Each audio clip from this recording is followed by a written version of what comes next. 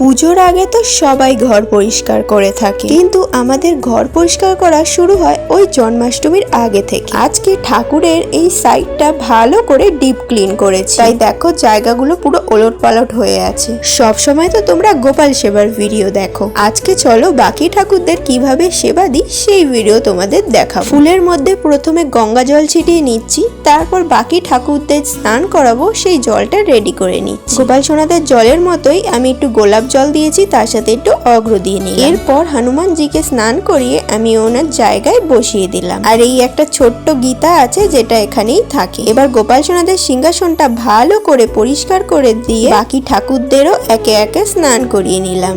এরপর দেখো সিংহাসনটা সুন্দর করে সাজিয়ে চট করে গোপাল সোনাদের স্নান করিয়ে এখন রেডি করে নিই। আমার এই ছোট্ট গড ফ্যামিলি তোমাদের কেমন লেগেছে অবশ্যই কমেন্টে জানি। ভিডিওটা ভালো লাগলে অবশ্যই একটা লাইক করো। রাধে রাধে।